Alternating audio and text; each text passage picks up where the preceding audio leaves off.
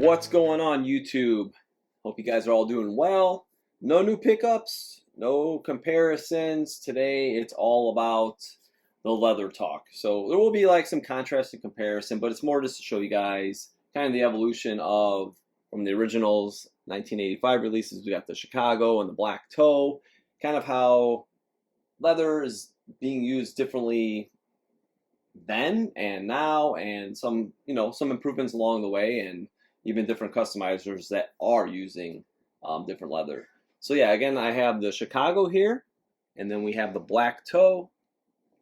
This is the retro 85, which I think is the best retro to date. Jordan 1 that they've done of the OG shape and everything from Jordan brand. This is the Shadow from Vibe Remake Lab, and on the end is another custom handmade pair by HVND. So to start, leather is basically, there is three grades, three levels you could say. There's full grain / top grain.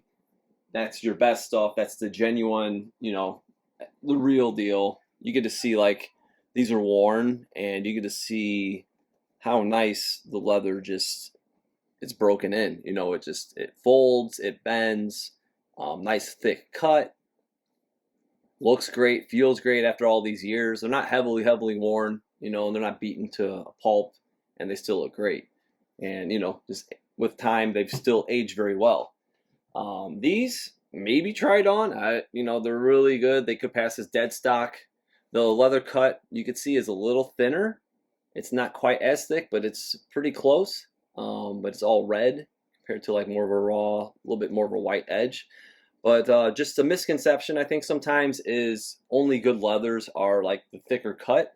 But when we look back at like OG Nikes, they're not all thick cut leather. Like the OG Mac Attacks, they look amazing. They look great, and it's thinner layer cut. So maybe it's done on purpose just so they could perform better. It was a lighter shoe, thinner cuts, not as heavy. Maybe not. Maybe it was just the sourcing of it. But yeah, just a little misconception that only like thick cut leather is high quality. That's not the case. Another example would be like HVND. This is their basically 84 cut. You'll notice the larger swoosh. This is what I would consider in today's basic spec of leather, that this is like high quality. This is like luxury. You can tell like the creases, it looks great. It kind of moves like the original, where I've worn all these three pairs, so it's really broken in nicely. So it kind of gives you guys an idea from a dead stock shoe to actually what was worn. HVND, and now we're moving on to, this is Vibe Remake Lab. And the black panels, they're pretty decent, but you can just tell just by looking at it that it's not the same quality. Like they're nice, but they don't have that same quality. It's kind of like the Retro 85. Like this is the better Retro 85 toe cap, but it feels like these panels, the black panels.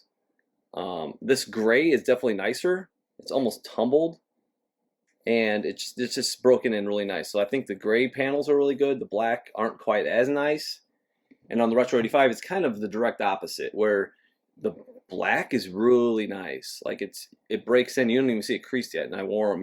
It has gotten better. They have gotten better with this. So you can see the leather is bending nicely. I wore these on Halloween. Very comfortable. Great shoe. But yeah, as far as leather quality, this is superior, more on the realm of the originals from 85. Then you have split grain, which is quote unquote genuine, but that's when you start hearing about the plastic, like it feels plasticky. Then like Jordan brand, like the first Retro 85 was the black and red, and they put the like really thick polyurethane coat. So it's like, what are you trying to cover up? Is it not that great of leather? So then it raises questions where they've improved. These are much nicer. But yeah, so that's your split grain, which would be like the second. And then the third, like the lowest grade, is the bonded leather. So bonded leather is like the cheapest, the most garbagey crap you can buy that is probably like on like Walmart shoes. Stuff that peels, flakes, doesn't smell like authentic, genuine leather. Just like the gutter of leather. So none of these have that. I don't even, there's very few Jordans that, there's some retros that have been really, really bad, but nothing is below that. So some split grain for sure. It's quite possible with some retro Jordans and stuff. But these are pretty good. But just to show you guys, how this leather looks next to the 85s up close, and it's just so smooth. These are kind of stuffed more so, but yeah, this one you can see the grain, and that's the thing too. Like the grain of the leather, it's kind of simulated with the split grain where they try to get the pores, and you can see. Let's just pull the Jordans here to where you can see the pores. You can see the inconsistencies in the leather. Like nothing super. It's cosmetic, but it's not like perfect when you see like the new retros and it's got the seal and you can see all the little pores look perfect. Like on the genuine leather, you will see definitely not imperfections, but it's more variables. Like you'll definitely see a different textures here and there. It's not all the same. So that's, it's basically what you're looking for when you look at the real leather. As far as like these are amazing, I love them. Toe box is great, and I'll actually drop in the photo I just recently came across with Jordan, because this is like his 84 cut with the large swoosh,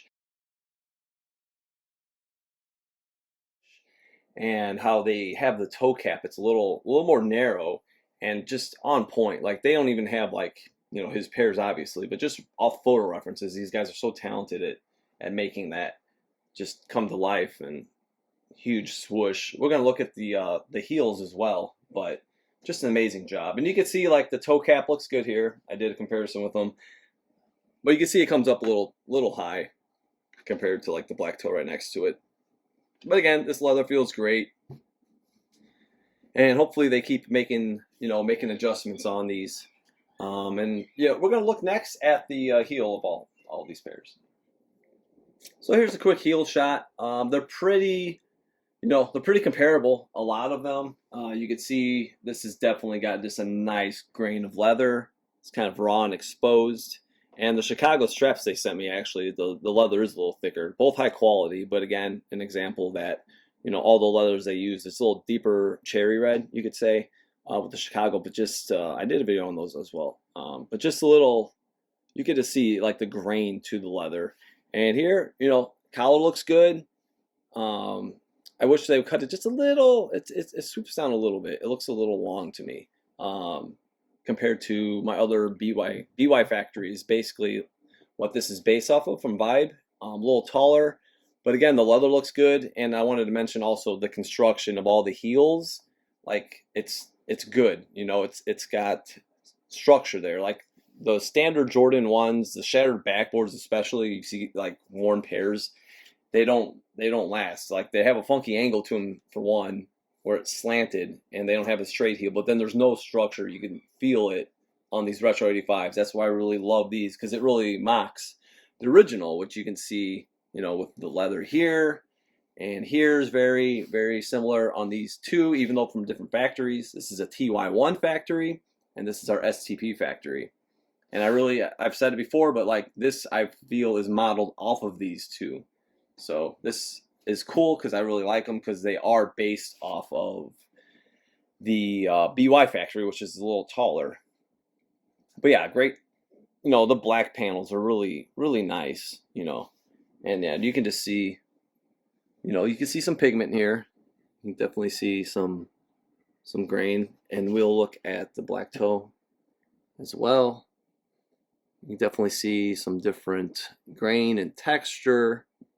Just the quality, even up on the side, looks really, really nice. And the true mid cut, that's why I love what HVND has put out. This is like the true mid, not like the retro mids that they're making. They're just totally funky. Large swoosh, true mid cut. It's, as you can see, it's lower than all of these. I should mention that all of these pairs are just about the same size. We have 10.5 on both the OGs, size 11 across the board on the rest of them. So it gives you a pretty good size scale when you're looking at all these little details. And we will definitely, drop in the leather chart, just kind of show you guys a breakdown.